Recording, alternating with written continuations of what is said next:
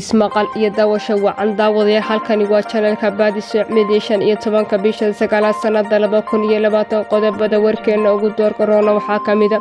taliska booliska Soomaaliya oo faahfaahin ka bixiyay kiiskii kufsiga iyo dilkii Xamdi Maxamed Faarax gudoomiyaha Gaarisa iyo 4 qof oo kale oo maxkamad loo soo taagay wasiirka warfaafinta Somaliland oo laga helay COVID-19 رئيس الوزراء هوري الصومالي حسن علي خير oo hadda ah musharax u taagan xilka madaxweynaha ayaa maanta hoygiisa qado sharaf uu sameeyay gudoomiyaha hore ee Soomaaliya ku soo dhawaada daawadayaal warkii oo fidsan adii Allaha awooda la raali ka noqdo taliska ciidanka booliska Soomaaliyeed ayaa sheegay in ay 11 eedeysano u xirayeen kiiskii baarista magaalada Muqdisho afhayeenka ciidanka booliska gaashaana Sidiiq Aadan Cali oo shir jaraa'id qabtay ayaa u sheegay in ehelada marxuumada iyo shacabka Soomaaliyeed in kiiska marxuumada uu meel wacal marayo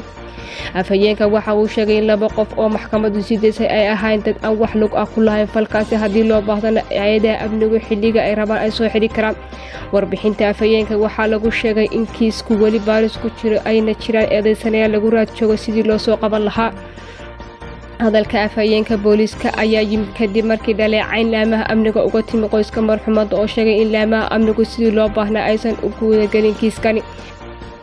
dowladda Kenya ayaa maxkamad soo taagtay duqii magaalada Gaarisa ee gobolka Waqooyi Bari Cali Buuno qoranaya 4 eedeysano oo kala ah Ibraahim Maalow Nuur madaxii dhaqaalaha Gaarisa Maxamed Axmed Cabdilaahi madaxii lacagta Cabdi Shaale madaxii fulinta dowladda hoose Axmed Cabdilaahi Aadan madaxii xisaabaadka ee dowladda hoose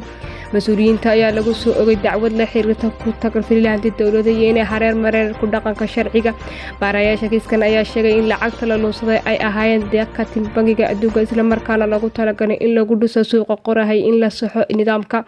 buleecadaha iyo sidoo kale dib u hagaajinta wadooyinka dhexmara Gaarisa sida uu sheegay dacwad oogaha Kenya Nuuruddin Xaaji intaas qof ayaa lagu eedeeyay in ay si khaldan u isticmaaleen lacagta uu ka helay maamulka gobolka barnaamijka taageerada magaalooyinka wasiirka warfaafinta Somaliland Saleebaan Yuusuf Cali Koore ayaa sheegay in baaritaan uu isku sameeyay laga helay xanuunka COVID-19 mana aha mas'uulka ugu horeeyay ee cudurka laga helo balse arrintaas ayaa ku soo beegmasay xilli ay soo baxayso cabsida la xiriirta cudurka soo laaba kacligay cudurka COVID-19 ayaa koror faafitaanka waxa uu sabab ah kadib markii ay hoos u dhacday cabsidii cudurka laga muujinay iyadoo dowladda federaalka iyo dowlad goboleedyada ay meel ka dhigteen khatartii cudurkan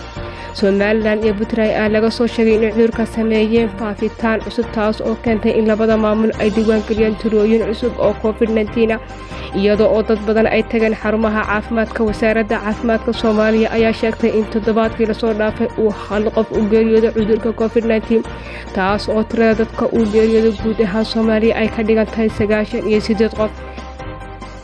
رئيس الوزراء هوري الصومالي حسن علي خير oo hadda ah musharax u taagan xilka madaxweynaha ayaa maanta hoygiisa qada sharaf ugu sameeyay gudoomiyaha hore ee Soomaaliya Maxamed Muuse Sheekh Cabdiraxmaan Jawaare kulankaas ayaa diiradda lagu saaray arrimaha doorashooyinka marxaladda kala guurka iyo mustaqbalka dalka xilli wali ay heshiis rasmi ah aysan saamilada siyaasaddu ka gaarin noocyada doorashada dalka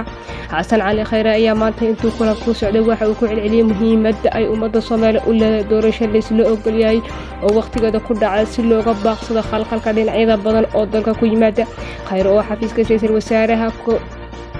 بني 25 جول 2020 ayaa dhawaan shaaciyay inuu yahay musharax u taagan xilka madaxweynaha dalka kulankan ayaa ku soo aaday xilli uu dhawaa Khayre ku dhawaaqay inuu yahay musharax u taagan jagada madaxweynaha Soomaaliya oo lagu wado inay bilowga sanadkan soo socdo ka qabsoomi doonto dalka inkasta uu ku gadaansan yahay madmadow badan ra'iisul wasaare Khayre iyo gudoomiye Jawaari ayaa la rumaysan yahay inuu xiriirkoodu xumaa muddooyinkii dambe xilli lagu tiriyay inuu xukuumadda uu hogaaminayo Khayre ay kaalin ku lahayd in xilka laga Jawaari waxa uu kulankaasi noqonay midkii ugu horeeyay ee dhexmara Khayre iyo Jawaari tan iyo markii uu khilaafka siyaasigu soo kala dhexgalay waxa uu qayb ka noqon doonaa ololaha xooggan ee talada dalka uu ku rabo Khayre guud ahaan waa iga inta daawadayaal war wixii naga soo gaaray daafaha caalamka waxaadna si toos ah nogala socoteen channelka Baadisyo Media tan iyo intaanu ku kulmi doono kulanti noocan oo kale waxaan igaga tegaynaa nabadgelyo